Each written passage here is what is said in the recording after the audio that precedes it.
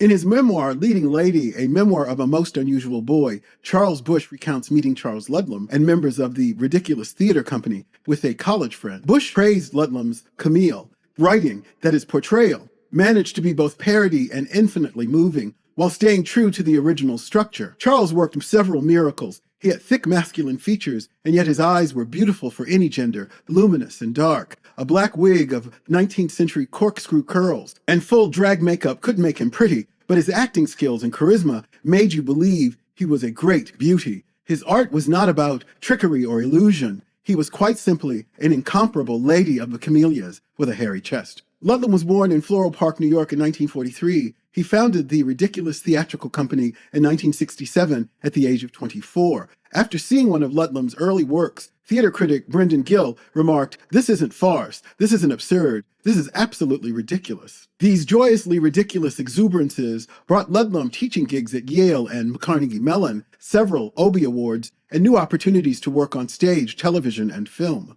In a New York Times obituary, Ludlam was referred to as flamboyant, but flamboyant seems a little dismissive in a way most queer people understand. Ludlam was working in a long tradition. From the Edo period to ancient Greece, men have been embodying the spirit of women, and Charles Ludlam was doing this at the highest possible level, ringed in knowing laughter. Though Ludlam wrote, directed, and acted with his theater company right up to his death at 44 in 1987, he was beginning to branch out into the mainstream. He'd made forays into television and films. His plays are still performed today. One of the many jewels to come out of Ludlam's company was writer, actor, and director James Roy Eichelberger. Born in Illinois in 1945, he took the stage name of Ethyl Eichelberger before joining Ludlam's company. After a few years in the company, he struck out on his own and quickly became the doyen of the downtown theater scene in Manhattan. Like Ludlam, Eichelberger was a dazzling talent. He sang, he acted, he even played the accordion. He said, "I wanted to play the great roles, but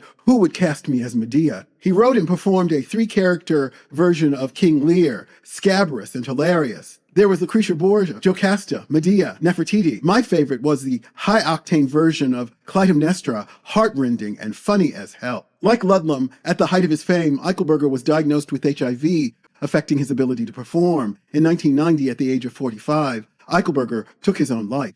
These artists are among our queer legacy. If you miss their brilliance, it reverberates today in the works of Charles Busch and Cola Scola and others we are yet to know. As artists do, they take their joy and pain and all the things that they were made to feel ashamed of and polish them finely, holding them up to a reflective light. If you have memories of Ludlam or Eichelberger, please leave them in the comments. Please share and subscribe to the channel.